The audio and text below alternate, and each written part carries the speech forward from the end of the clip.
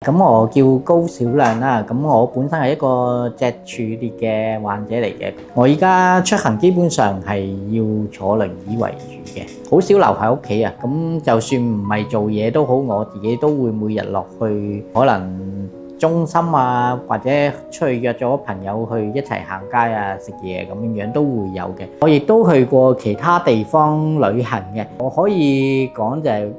其實香港嘅無障礙設施係絕對唔輸蝕其他國家地方嘅。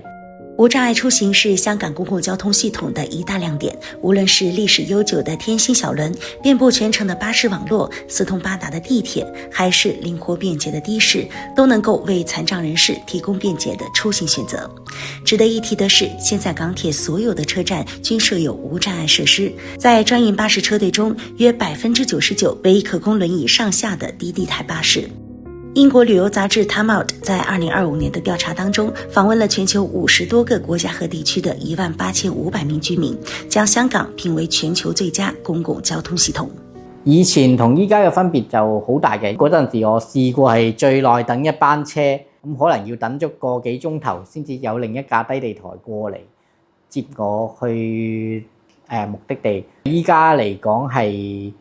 基本上全港90%嘅巴士都已經係低地台，坐輪椅出行嚟講係方便之餘又安全嘅。地鐵方面咧，絕大部分嘅地鐵站咧，都有升降機協助輪椅乘客咧去落去大堂位置啦。咁然後入咗閘之後，大堂位置亦都有升降機咧，再落翻去月台位置。其實我哋搭地鐵嘅時候，只需要用個電話 Apps 啦，咁去預約一塊板去幫我哋去上車廂同埋落車嘅。有陣時去啲偏遠地方都可以去提早去預約呢啲無障礙的士去幫我哋去出行嘅。交通工具之外，各類無障礙設施配套同樣完善。香港不少商場、電影院和演唱會場地都配備了輪椅通道、專用座位以及暢通易達的洗手間，讓行動不便的朋友也能夠輕鬆出入。無障礙洗手間啦，同一般嘅洗手間有少少唔同嘅，咁佢入邊咧個空間咧就會比較大啲嘅，方便輪椅可以用完之後可以喺入邊出翻嚟啊、轉身啊都冇問題嘅。最重要一樣嘢咧，佢就係佢入邊咧係會有個緊急嘅召喚掣啦嘅紅色嘅掣，撳咗個掣之後咧，外面個鐘啦係會響嘅，外面個鐘會響之後咧就會有職員咧過嚟睇下發生咩事嘅。佢亦都有個感應器，係感應你個人咧喺入邊嘅喐動嘅，因為咧曾經係有一啲嘅朋友仔喺入邊，就算暈低咗都好啦，只要佢唔喐超過3分鐘嘅時間咧，咁呢個感應器咧就會着咗，咁方便咧一啲救援人員咧或者一啲職員咧就會即刻過嚟去睇下發生乜嘢事嘅。同為行動不便人士的蘇偉健是一名註冊社工，10多年來，他經常走進學校，向學生宣傳無障礙的理念。他清晰地感受到這一代年輕人的意識正在改變，從陌生到開始留意身邊的無障礙設施，甚至幼兒園的學生也了解了無障礙的概念。10幾年前真係爭啲嘅，10幾年之後今天，當我哋講一啲可能大家以為好悶嘅嘢嚇，即係講下傷殘者生活啊，講下啲無障礙設施啊，講下條斜路咁斜唔得啊咁樣。你發覺啲同學仔其實係第一佢哋係明嘅喎，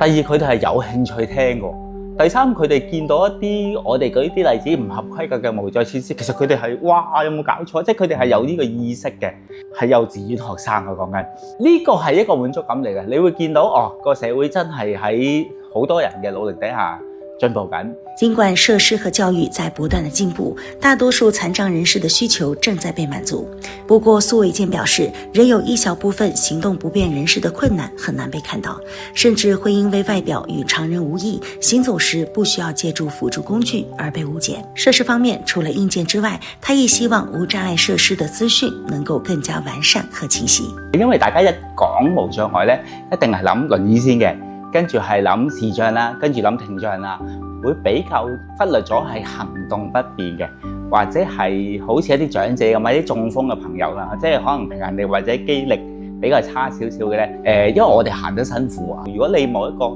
鮮明嘅即係清晰嘅指示牌咧，其實我哋成日行冤枉路噶。所以咧，其實一啲指示牌咧係好緊要嘅，呢個係比較少人講嘅無障礙設施嚟嘅。作為香港傷健協會啦，除咗我哋去睇究竟啦係咪有呢個設施之外咧，我諗我哋嘅同事咧仲有掛住兩個好重要嘅思維咧，係響我哋周圍環境上邊咧去了解呢啲無障礙嘅設施嘅。第一個思維咧一定係講緊咧旅運鏈，就係話一個朋友佢由出門口去到佢想去到嘅目的地。其實咧，我哋會好重視去睇咧，喺呢個過程同埋經驗上邊咧，傷殘人士係咪都能夠暢順得到嘅？佢經歷嘅可能係馬路啦、交通工具啦等等。第二個概念咧就係講緊通用設計咁樣。咁其實咧喺而家個社會環境裏邊咧，唔單止殘疾人士需要有通用設計，包括咗我哋而家講緊老齡化啦，好多嘅長者啦、孕婦啦、小朋友啦，突然間受咗傷嘅朋友咯，咁我哋都會睇返每一個設施係咪都能夠咧應用得到或者合意得到唔同人士嘅需要嘅。我哋喺協會裏邊咧一路講緊個傷健共融啦，同埋友善社區咧。香港喺個設施環境上邊咧，其實已經非常之做得唔錯，係啦。我諗下一步其實點樣能夠便利得到傷殘人士去出行咧，係社會人士、各界人士嘅態度，